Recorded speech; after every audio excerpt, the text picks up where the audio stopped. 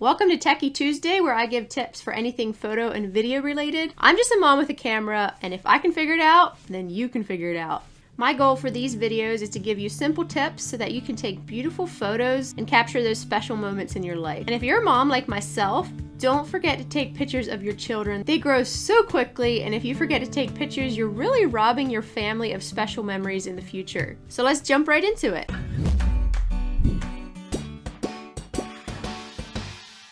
I know I said simple tips, and my plan for these videos is to keep them simple, but this video is going to be a little bit deeper, and we're going to dive into the foundation of photography that every photographer needs to know. So this is going to be more of a technical video for those of you that want to understand your camera better. If you don't own a DSLR and you don't think this video is for you, I still encourage you to stick around, because every camera, whether it's your iPhone or your DSLR, they all have the basics in common. However, if you're a mom and you're passionate about capturing your child's life or your family's life and documenting, I would really strongly encourage you to invest in a camera. It doesn't have to be a fancy, most elite, but I personally prefer a DSLR where you can change lenses and gives you a lot more control over the camera and your settings. And once you get to understand the settings and the basics of a camera, it'll just blow your mind. When I finally grasped that, it's when I just really enjoyed photography more than I ever had in all my previous years of taking photos. So there are three things that affect the photo that you're taking: aperture, shutter speed, and ISO. So these three things are often referred to as your exposure triangle, being they're all related to each other. Don't let these terms intimidate you. They're not that difficult, but it does take a while to get them memorized and seared into your mind. And so I just encourage you, don't give up. This is one of the hardest steps of getting into photography, is understanding these three basics. Once you have them nailed, understood, then things get much easier and much more fun and exciting.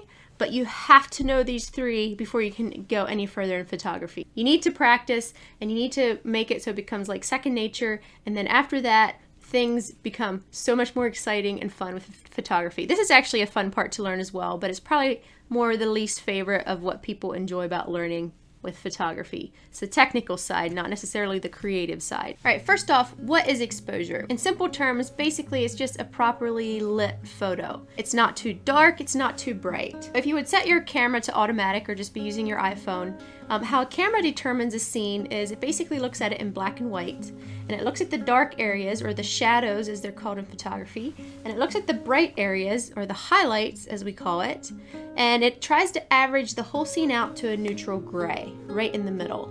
And so it's trying to make so that your shadows aren't too dark, so that you can't see any detail in them, and that your highlights aren't too bright, so that you lose detail in the highlights. So basically, in photography terms, if you take a picture and it's too bright, or your highlights, like the bright parts of the picture, say the sky for instance, is too bright and completely washed out, we call that blown out. You blew out your highlights, so there's no detail left in the highlights. Same goes with the shadows or the dark spots of your photo. If you underexpose, the picture's too dark, in certain areas especially, you would say you underexposed it or you crushed your shadows. So those are like terms you hear in the photography world. Okay, so now depending on the situation, a photographer will choose to blow out your highlights or to crush your shadows. Let's just say you're taking a portrait of someone and you don't have any extra lighting with you and you're outside. If you want the person's skin to be the proper lighting, call it lighting, but it's actually exposure, you may have to choose to blow out the highlights, which would be like the sky. And so you might have noticed often there are a lot of pictures of people where the person is perfectly exposed and the sky is completely white. That is because you had to overexpose the sky because the sky is so bright.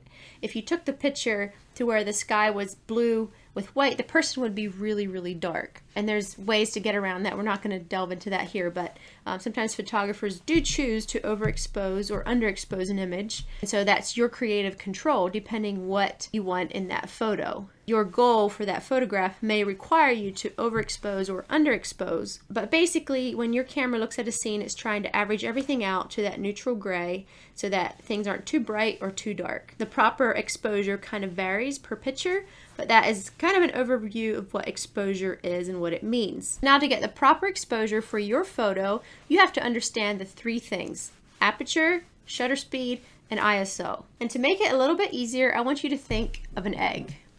I have an egg here, and I want you to think of this egg as your exposure. the perfect exposure for your picture. Now, we all know that there's 3 parts to an egg. You have the shell, you have the white, and you have the yolk. So without either of these, it wouldn't be a complete egg. You take out the yolk, you wouldn't have a complete egg. An egg needs to have 3 parts to make it an egg. Now obviously we crack it and eat it, it's not the point, but the point I'm saying is a whole egg has 3 parts. We're going to think of this egg as exposure, and the 3 parts of this egg, the yolk, the white, and the shell, make up the complete egg, the exposure. So let's dive into each part of the egg and what they represent. But before we crack this egg open, figuratively speaking, I'm actually not going to crack it open for you guys. There's one thing you need to understand about aperture, ISO, and shutter speed. They each have a twofold purpose. Aperture has a twofold purpose, shutter speed has a twofold purpose, ISO has a twofold purpose. So for each of these, one purpose is all about light, how much light you're letting into the camera, and the second purpose is the creative side of your photo. So each one of these elements has a creative side and a side that pertains to lighting. So let's go back to this egg, and I'll start with my favorite part, which is the yolk, the tastiest part of the egg in my opinion. Now I'm going to compare the yolk to aperture, and aperture is also my favorite part of the exposure triangle. What does aperture do? Remember, aperture has a twofold purpose. The first one pertains to light. So I have a couple different lenses here. When we're speaking of aperture, we're actually speaking of an element within the lens. And basically what we're talking about is the eye of the lens in a sense. So there's an opening inside the lens that we're going to call a hole, and it opens and shuts. The wider and the larger that hole is within the lens, the more light it's allowing to come in. And you can close down that hole or that opening and allow just a small amount of light to come into the lens. If you think about the pupil of your eye, if you go out in a very bright setting, your pupil gets extremely small, like down to the size of a pinhead. Same goes with a lens. If it's really bright outside and too much light is coming into your camera, one way that you can control that is by making the opening in your lens a lot smaller. And that is called your aperture. Now if this is still confusing, think a little bit of a pitcher for liquid, like a pitcher of water. But if you have a pitcher and you want to fill it with water, and you have 2 options, you have a straw where water is being poured through the straw, or you have a 4-inch pipe. Think about the pitcher as your camera sensor specifically, and think about the water as light, and the straw and the pipe as your different apertures in your lens. So if you're trying to fill up your camera sensor with light, or your water pitcher, and you're pouring the light or the water through the straw, how long is it going to take? It's going to take forever. There's hardly any water coming through because the hole in a straw is so small. Now take a 4-inch pipe. If you're putting water, or what we're referring to as light, through the pipe into the water pitcher, it's going to fill up quickly. And your light sensor in your camera is being flooded with light because the hole is larger to let the light in. Aperture is measured by f-stops. So there's a number for each time you increase or decrease the hole in your lens. So like a really large hole opening in your lens could be like an f-stop number of 1.2. That is really what we call wide open aperture, or a large opening in the lens, and that will allow a lot of light to pour in. And from there you can stop down your lens, which is a photographer's term for making the opening smaller and smaller and smaller. And so you have various numbers. Your f-stops might be like 1.2, 1.4, 2.0, 2.8, f4, f8, f16. I guess f11's in between there. I'm getting hazy on all the numbers. But there are various f-stops within a lens. Now, one thing I want to make sure you understand is every lens is different. So when you actually go to buy lenses, some lenses don't open up as wide as others. And the wider that hole becomes, or the larger your f-stop number, the more you're going to spend for that lens. So there's a reason why some lenses are more expensive than others beyond just quality. It's also your aperture and how large that can become. Now, one thing to quickly note, the ironic thing is when you say, I want to stop down my lens, or you need to stop down your aperture, you're actually making the numbers go up. So a wide open aperture is your lower numbers, like f1.0. That's super wide. You probably will never own a lens that goes down to 1.0. I'm not even sure if they make one that, I think they make one that goes that wide. 1.2 is one of the lowest ones I've seen, and then kind of a common, more expensive lens would be around f2.8. But the point I'm trying to make is when you stop down a lens or make the hole in the lens smaller, your numbers are actually going up. So if I would stop down my lens from a f2.8, I would stop down to 3.2, I believe is the next one. And if I want a smaller opening, then I would stop down to f4. And then from there, I believe it's f5.6, and it just keeps getting smaller, but your numbers are actually increasing. So you need to understand that. A large hole in the lens is a lower number. Small hole in the lens is a large number. So I really hope that makes sense for you guys. And let's just pretend that there was nothing else to lighting, and the only thing we had to worry about was aperture. If you were to step outside and you took a picture on a really bright sunny day and your whole picture is washed out or blown out and you're letting too much light into your camera sensor, what would you do? You would stop down your aperture. You go into your settings and you say, okay, I'm shooting at an f2.8. I need to stop down to, say, maybe f11. And then you take another picture and your exposure is correct because you didn't allow as much light to come into your sensor. But there's more to lighting than just your aperture, and we're going to cover that later. But that's just kind of a simple way to look at it. If aperture was the only thing you had to worry about, you know, bright outside, you just make the hole in your lens smaller. If it's dark outside, you just open it up. That's simple.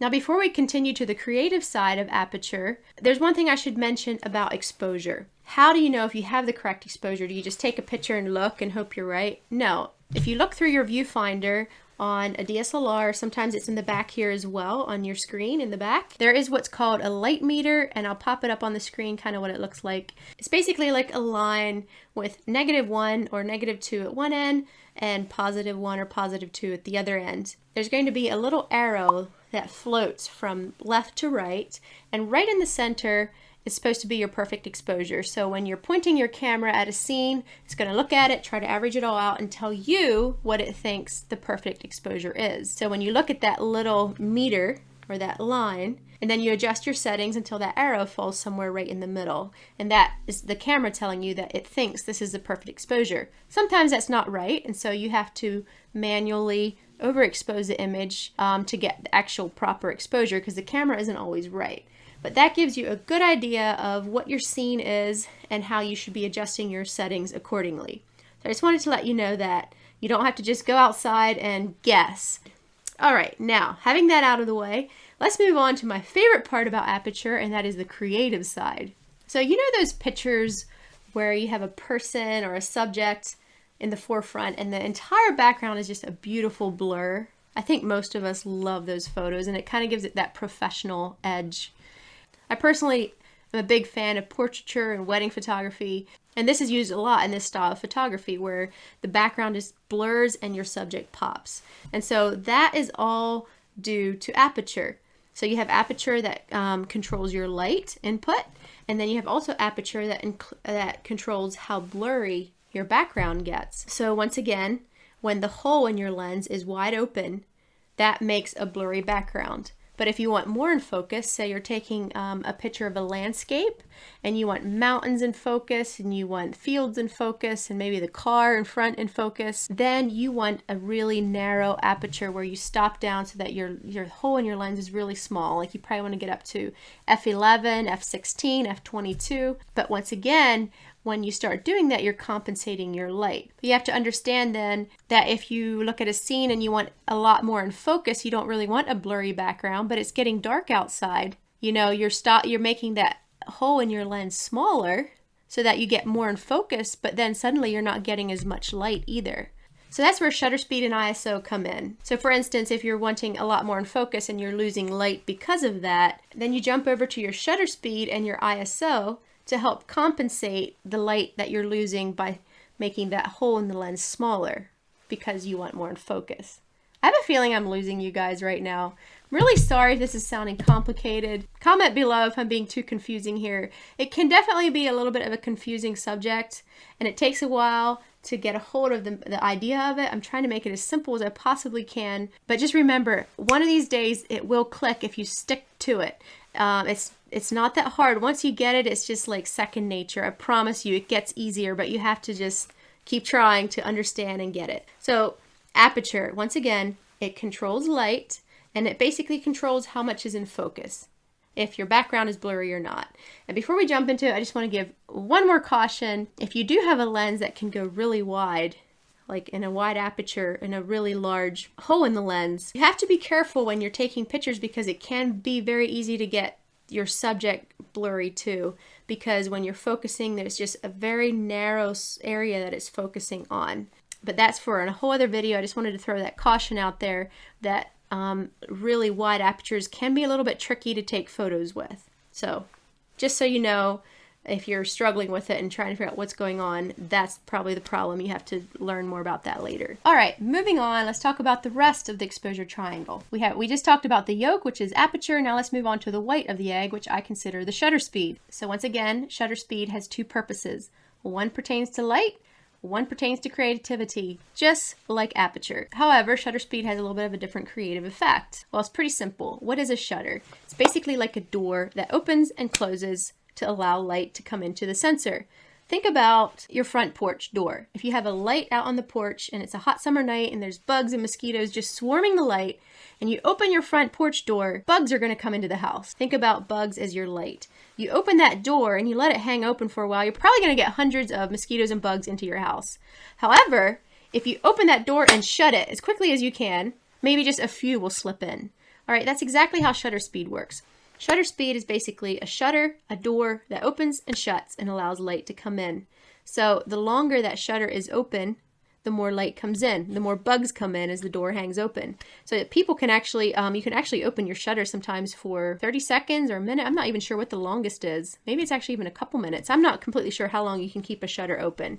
There's like creative effects you can do with a really long exposure, they call it. All right, so let me get back on track here again. A very fast shutter that just opens and shuts very quickly lets in a minimum amount of light. And so that's one way you can control your light. If it's really bright outside, you just want a very fast shutter speed. And shutter speeds are extremely fast on cameras. 1/60th of a second would be considered a slow shutter speed.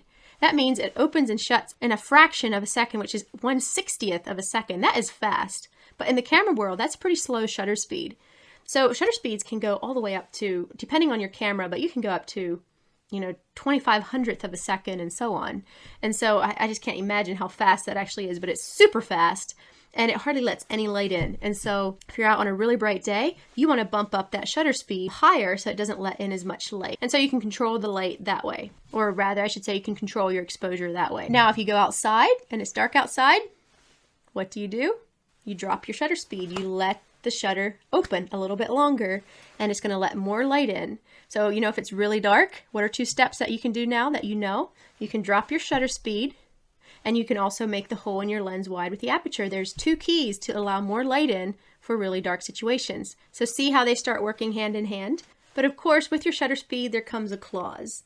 You have to be extremely careful when your shutter speed starts opening longer, because what happens is you're going to get handshake in your photos and then you're going to get blurry photos. So a general rule of thumb to know how low is too low for your shutter speed in whatever situation you're in. If you look at your lens, this lens that I have on my camera right now is a 24-70. That's basically your focal length. Like it zooms from 24 millimeters to 70 millimeters.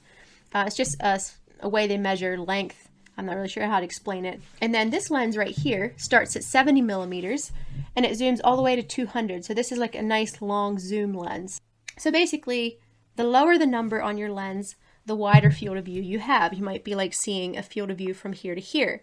And as you start zooming in, that starts to get narrower and narrower. But let me just give you an illustration.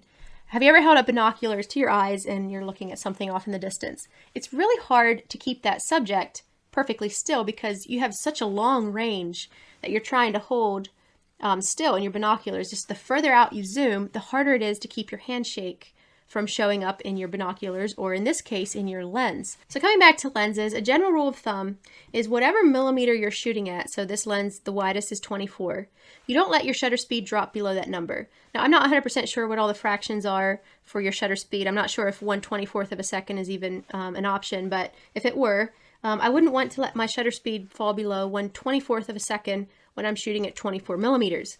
Now this goes out to 70 millimeters, and if I'm shooting at 70, I would want my shutter speed to be what? 1/70th of a second or higher. Now, generally, you still have to be very careful. Like, you have to make sure you're holding your camera properly to make sure you don't get any handshake in there. So I really like to be extra careful. And if I'm shooting at like a 70th of a second, I like to shoot at 1/25th of a second for my shutter speed, just to make sure I'm getting a crisp, clear picture. Take this lens. If I'm shooting all the way at 200 millimeters, I want my shutter speed to be 1/200th of a second or higher. And once again, I like to go higher, like 1/250th or 300th of a second, just to make sure, because we're pretty shaky people, and you really start noticing it when you're hand holding a camera. You're very shaky, and so the shutter speed, when it's fast enough, will compensate for your handshake and get a nice crisp picture. So that is your general rule of thumb. So now, having your lighting or exposure side of shutter speed out of the way, what is the creative side? Well, the creative side is actually going along with getting blurry pictures. Have you ever seen those photos where you'll see cars going down a highway and there's like a string of lights behind them? That's what's called a long exposure, or in other words, your shutter is open for a longer amount of time. So what happens is, let's say you have your shutter open for 15 seconds. It will capture all the light within that scene for 15 seconds. So if there's a car going down the highway, all the light behind the car will be coming into your camera sensor. And when that shutter speed closes, it will freeze the car wherever the car is on the highway. But the string of lights behind the car was also recorded. So it's kind of a neat feature. And by the way, you cannot do that unless you have a tripod, because you could never handhold your camera because you're too shaky. So when you do these special effects, you normally need a tripod. Another good example is a waterfall. Have you ever seen those beautiful pictures of waterfalls where the water just looks creamy and beautiful as it's flowing over the rocks? Well, that's also due to a longer exposure or a longer shutter opening. And once again, you'll need a tripod for that. Because if you just take a picture of a waterfall at a very fast shutter speed, it's going to freeze the water and all the droplets, and you're going to see every little detail of the water. One other quick illustration, you've probably seen pictures of people running and their legs are blurry, but they're pretty much clear. That also has to do with a slower shutter speed. So there's various ways that you can use a slow shutter speed for creativity. But just keep in mind, you probably don't want to delve into that too much right now. You want to make sure your shutter speed is fast enough to remove all blur and get a crisp, clear picture. And by doing that, you just make sure that your fraction of a shutter speed is higher than the focal length on your lens. So once again, shutter speed controls light, and then secondly, it also controls the amount of movement within a scene, like the blurriness, like feet running are blurry or water pouring blurry. So just think of movement within a scene, whether you want it to capture it in the action or to make it blurry and smooth it out. All right, so that leads us to the very last part of the exposure egg, which is the shell. And I like to think of the shell as ISO, or the part that holds everything together. ISO is actually very simple to understand. It's basically just fake light. That's all it is. Your camera increases its sensitivity to light the higher up you make your ISO. And so if you're just in a really dark situation and you have your shutter speed, say, as slow as it can go without getting handshake, you have your aperture, your hole in your lens wide open to let in as much light as you can, and you still don't have enough light, what do? You turn to your ISO. So basically what the ISO does is it just increases its sensitivity to light, and it's basically producing fake light. So the higher up you go, it starts off at ISO 100, and then it just keeps doubling. 200, 400, 800, 1600, 3200, and so on. And so the higher you go, the more light you're going to allow into your sensor once again. Normally that's your last resort, because the side effect, I've been reading too much about medication. But anyway, the side effect of ISO is if your photo becomes more grainy. Have you ever noticed when you take a photo outside in the dark, maybe on your iPhone or whatever camera you're using, it comes back, the color is a little bit lackluster. It's just a lot of grain and noise in the photo. Photographers call it grain or noise, a noisy photo. There's a lot, it looks a little bit sandy. That is your ISO being too high. Going to the creative side of ISO, sometimes photographers actually want that. They want it to look more grungy and old. And so you can bump up your ISO to kind of give it a grainy film look sometimes. And so that's the creative side, but I rarely use that for creativity. So ISO is pretty easy to understand.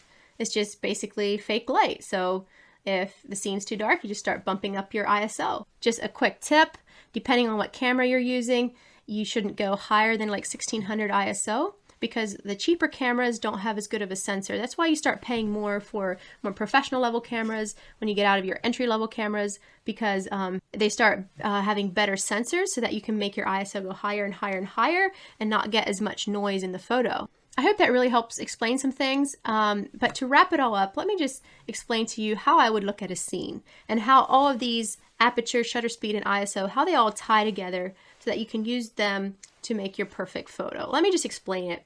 So the first thing I do when I look at a scene, if I'm taking a photo, I'm like, well, how much do I want in focus? Do I want this picture to have a smooth, buttery background? Or do I want a lot more to be in focus, say like a scenery with mountains and whatever, all trees and whatever? Do I want more to be in focus? So that's my first decision. If I'm taking, say, a photo of my son, and I don't really want the environment around him in the photo as much, then I want a wide open aperture. I want my aperture to be as wide as it can to make that background blurry and just to blow it out and make him pop. I'm going to open up the hole in my lens to let in all this light, and it's already bright outside. What do I do? Because it's just flooding the camera sensor with light. So that is when I jump over to my shutter speed. My shutter speed then needs to be really fast to compensate for all the light that's coming through my aperture. I adjust my shutter speed till it's fast enough to bring that meter reading to the center. And once that's there, then I have my perfect exposure. I can be out in a bright day, take pictures of my son, have a blurry background, but still have the proper exposure because shutter speed stepped in and helped me out when I was letting in too much light through my lens. Where does ISO come in? Usually I set my ISO to the lowest setting, around 100, sometimes 200, because the lower your ISO, the more high quality picture you're going to get with colors and also no grain. Generally, I just leave my shutter speed around 100 or 200 for going about the day and shooting. So you normally don't have to worry about your ISO until things start becoming cloudy or dark, or you're starting to get into the evening, or you're inside or in a dark room or whatever. If it gets darker, that's when you start worrying about your ISO. Okay, so let's just reverse again. Let's just say I went outside on a bright sunny day and I wanted to have a lot in focus. So maybe I stopped down my lens to f11, a smaller hole so that there's more in focus, but then once again, that allows less light to come into the sensor. And then depending on how bright the day is, I have to adjust my shutter speed to compensate for my aperture. So if I made the hole in my lens smaller so that I could get more in focus, then I'm gonna have to go over to my shutter speed and drop it down so that the shutter speed then allows more light into the camera sensor. So if I'm shooting at f11, maybe I'll drop my shutter speed to 200th or 125th of a second, depending on the day and the situation and what the light meter on my camera is telling me. Now just think for a minute, if it's a dark situation, whether you're in a room or it's getting to be evening or it's really cloudy and dark outside, maybe you're in the forest, you have your shutter speed as low as it can possibly go when you're holding handheld, and your aperture is as wide open as it can go, or maybe creatively you have it set to where you want it, and it's still too dark. Your light meter on your camera is saying you're way underexposed, and you take a picture and it's way too dark. So the last step, the shell that holds everything together, is your ISO. So then that's when you would go to your ISO and say, ISO, help me out here, bump it up. And so you just bump it up until you get the right exposure. And hopefully it's not too dark outside so you can actually stay within whatever your camera's range is for a good picture. So that's how the three work together. I know it can be super confusing in a way when you're trying to grasp all this because you have to understand all three at one time. You can't just work at one and then work at the other, because when you change one, it affects the other. That's why they call it the exposure triangle, and why you have to learn all three at one time and how they all work together. And that's what can feel overwhelming, but I encourage you to stick it out. You can do it, you can get it, and it doesn't take just extremely long. It just takes practice. It takes maybe watching this video a couple times, or maybe another video you found that you feel explains it a little bit better.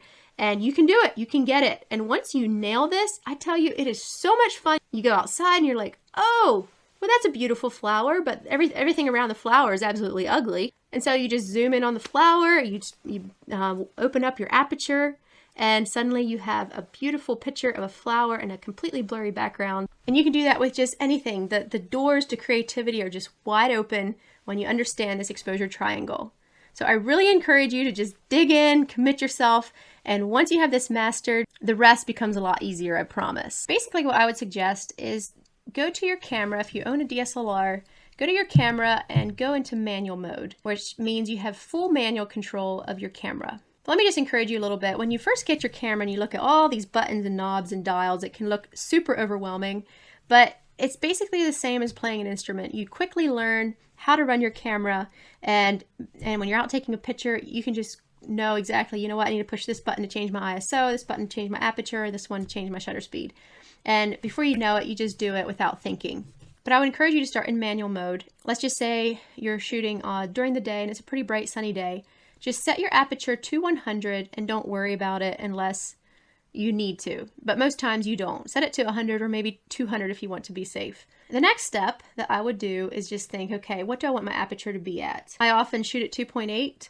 That's what the widest that my lenses go. It's just one of my favorite apertures to shoot, unless I'm shooting large groups of people where I need more people in focus. But I shoot at 2.8, between 2.8 and 5.6 a lot. So I would just suggest that the next step is just set your aperture and pretty much leave it alone. So then really the only thing you need to worry about is your shutter speed.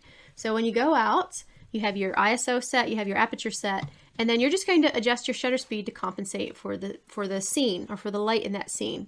So you'll look through your camera, you point it at a scene, and your meter is off to the left or to the right. And so then you just find your shutter, how to adjust your shutter speed, and you make it go faster or slower until you get that arrow kind of in the general range of the middle, and then you take your photo.